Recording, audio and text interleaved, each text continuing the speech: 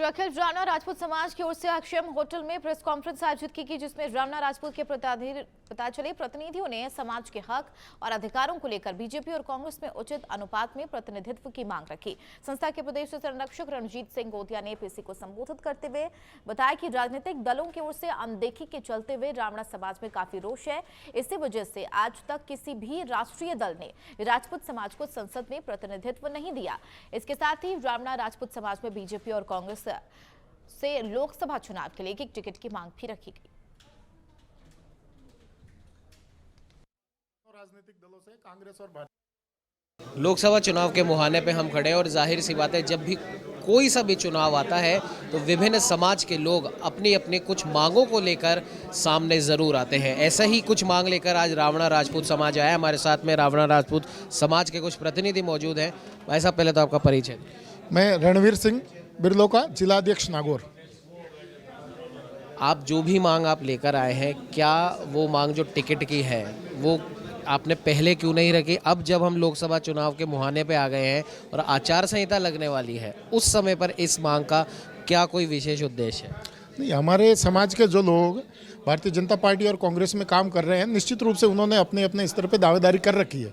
पहले बताने वाला कोई बात नहीं है। पिछले 5 सालों से लोग तैयारी कर रहे हैं अपनी अपनी जगह से। ये हमको ऐसा अंदेशा लग रहा है कि पिछले 70-75 सालों से हमारे समाज की अनदेखी हुई है। आज तक किसी भी राष्ट्रीय राजनीतिक दल ने लोकसभा या राज्यसभा में रावना राजपूत समाज को प्रतिनिधित्व नहीं दिया है। और पिछले ट्रैक रिकॉर्ड को देखते हुए ही समाज ने ये निर्णय किया है कि भाई अब हमारी मांग जो है सामूहिक रूप से राजनीतिक दलों तक जानी चाहिए। और उसी उद्देश्य से आज की ये प्रेस वार्ता रखी है और इस प्रेस वार्ता के माध्यम से समाज अपनी मांग आपके माध्यम से सरकार और संगठन तक पहुंचाना चाह रहा है, इसलिए ये प्रेस वार्ता रखी है। एक विशेष बात यह है कि विधानसभा चुनावों से पहले आपके ही समाज से आने वाले रणजीत सिंह सोडाला जी को एक पद दिया गया था। क्या उतने से खुश नहीं है?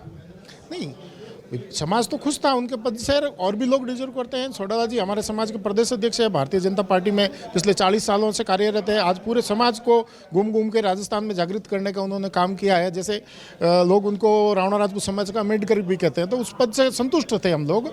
और लेकिन अभी 2 दिन पहले जो प्रदेश कार्यकारिणी जारी हुई है भारतीय जनता पार्टी की, उस लिस्ट में उनका नाम नहीं है। निश्चित रूप से समाज में संदेश ये गया है कि भाई रणजीत सिंह सोडाला को और इस समाज को भारतीय जनता पार्टी ने केवल विधानसभा चुनाव में उपयोग लिया और मक्खी की तरह निकाल के फेंक दिया। तो ये नाराजगी समाज में है। भाई साहब, एक यहाँ पर एक और बात सामने आती है। अभी आपने कहा कि रणजीत जी को जो पद दिया गया था वो उनसे छीन लिया गया है, लेकिन एक छोटी सी बात समझने वाली ये है, क्योंकि अभी 10 टिकट बाकी हैं, अभी पूरे 10 टिकटों की घोषणा तो हुई नहीं है। और क्या सोडाला जी के पास जो पद था वो वापस लेने का कोई ऑफिशियल लेटर आया?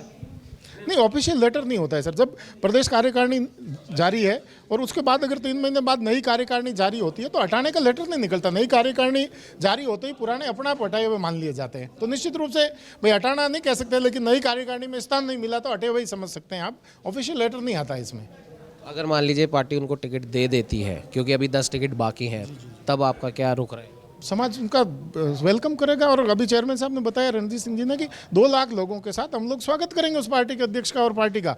और पूरे राजस्थान में उस पार्टी को फायदा मिलेगा निश्चित रूप से। जो भी पार्टी टिकट देगी, चाहे भारतीय जनता पार्टी 10 में से दे या कांग्रेस बीजेपी में से दे, दिल खोल के समाज स्वागत करेगा।